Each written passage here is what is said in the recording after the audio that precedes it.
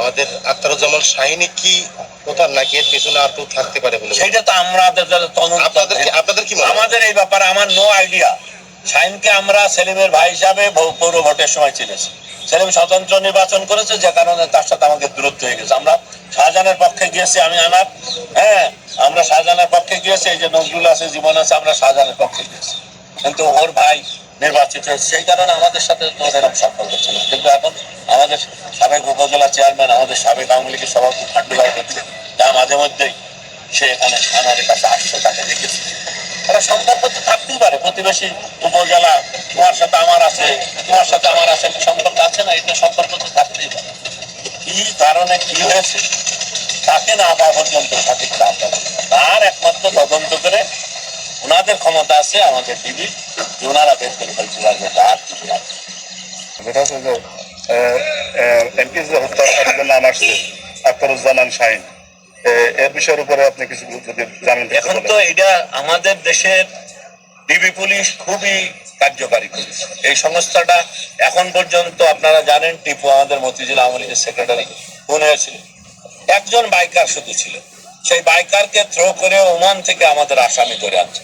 যে টিম ডিবির ওমান থেকে আসামি ধরে আনছে, ঠিক আনার হত্যার আসামিদের এই মামলাতেও সেই ডিবির টিম, সেই টিম ওয়ার টিমে কাজ করছে।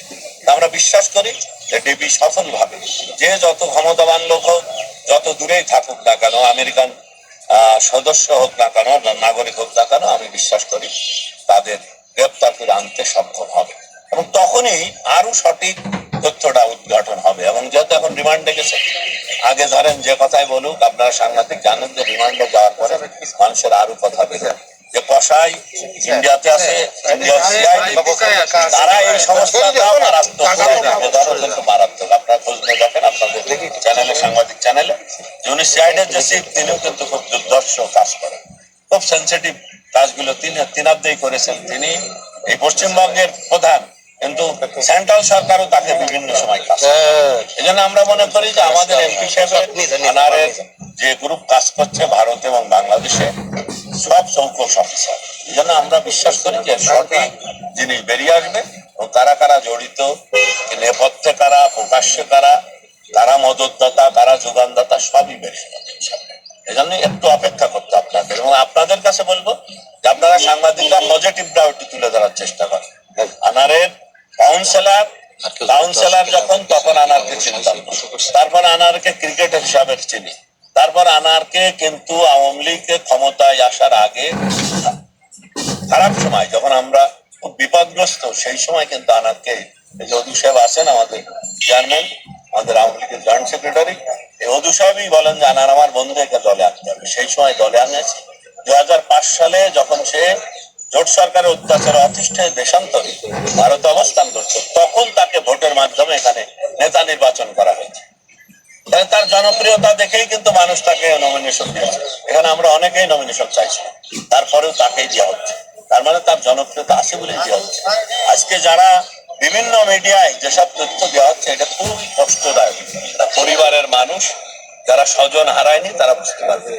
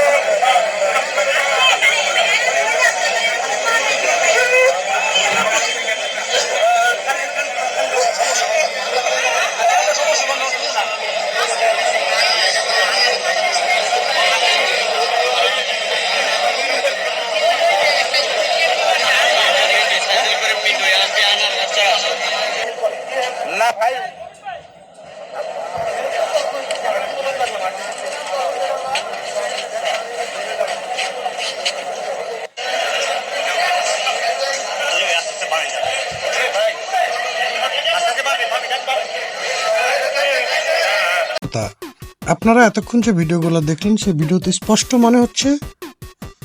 মনে হওয়ার কিচ্ছু নাই। এটাই জ্বলন্ত সত্য এবং প্রমাণিত যে মিন্টুই আনারের হত্যাকারীর মূল পরিকল্পনাকারী। কালীগঞ্জ ঝিনাইদহ প্রতিনিধি জানান, সংসদ সদস্য হত্যার প্রতিবাদে ধারাবাহিক কর্মসূচির অংশ হিসাবে খুনিদের ফাঁসির দাবিতে গতকাল শনিবার বিকেলে কালীগঞ্জ উপজেলা আওয়ামী লীগের উদ্যোগে শহরে বিশাল বিক্ষোভ মিছিল হয়েছে। শহরের প্রধান সড়ক প্রদক্ষিণ শেষে স্থানীয় ঈদগাহ মাঠে এসে মিছিলটি শেষ হয়। সেখানে সংক্ষিপ্ত প্রতিবাদ সভায় কালীগঞ্জের পৌর মেয়র ও পৌর আওয়ামী লীগের সাংগঠনিক সম্পাদক আশরাফুল আলম আশরাফ বলেন, জেলার সাধারণ সম্পাদকের পদে ক্ষমতার জোরেই বিশ্বাসঘাতক মির্জাফর বেঈমান মিন্টু এমপি আনারকে হত্যাকারী মূল পরিকল্পনা ছিল। আমরা তার দলের খুবই কাছের মানুষ, তাকে আমরা খুব ভালোভাবে চিনি। তিনি কেমন মানুষ এ এলাকার সবাই জানে। জোর গলায় বলতে পারে তিনি এমপি আনারের হত্যার মূল পরিকল্পনাকারী। তার প্রতিনিধি কাজী কামাল আহমেদ ওরফে গ্যাসবাবু ডিবির হাতে আটকের পর এসব তথ্য বিস্তারিত ব্যাখ্যা করছেন এবং 100% সংশ্লিষ্টতা সত্যিই অনেক তথ্যই ফাঁস করেছেন এই গ্যাসবাবু। তিনি বলেন, হত্যাকাণ্ড পরিকল্পনার মিন্টুর সঙ্গে কালীগঞ্জে তার অনুসারীর বেশ কয়েকজন নেতা জড়িত থাকতে পারে। যেমন জড়িত আছেন আমেরিকায় অবস্থানকারী আমেরিকান নাগরিক আখতারুজ্জামান শাহীন। প্রশাসন দ্রুত তদন্ত করে আইনের আওতায় আনবে এটা বিশ্বাস করি। মিন্টু সহ সব ষড়যন্ত্রকারীর দৃষ্টান্তমূলক শাস্তি ও তার করা পকেট কমিটির বিলুপ্ত চাই। তদন্তে যুক্ত আরেক কর্মকর্তা বলেন, এখন পর্যন্ত 2 আসামি 164 ধারার জবানবন্দিতে মিন্টুর নাম বলেছেন। তারা হলেন শিমুল ভূঁইয়া ও আওয়ামী লীগের নেতা বাবু। আসামিদের জবানবন্দি ছাড়াও প্রযুক্তিগত তদন্তে এই বিষয়গুলো বিশদ তথ্য বের করার চেষ্টা চলছে।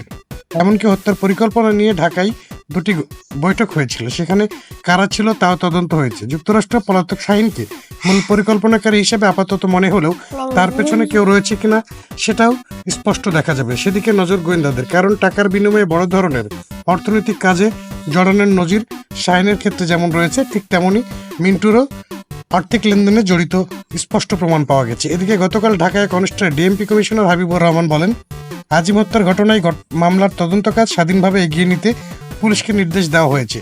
তদন্তে কারো হস্তক্ষেপ বা কোনো চাপ নেই। হত্যা মামলার তদন্ত যেন সুষ্ঠুভাবে সেজন্য কার্যক্রম পরিচালিত হচ্ছে। প্রিয় শ্রোতা, বেশ কিছুদিন পরে আমরা কিছুটা কাছাকাছি আসতে পেরেছি যে আনার হত্যার মূল ষড়যন্ত্রকারী হচ্ছে সেই জেলা আওয়ামী লীগের সাধারণ সম্পাদক মিন্টু। আমরা ভিডিওটির সাথে থাকি এবং এই চ্যানেলের সাথে থাকলে আপনারা আরও পরিষ্কার ভিডিওটি জানতে পারবেন। ধন্যবাদ, সবাই ভালো থাকেন, সুস্থ থাকেন।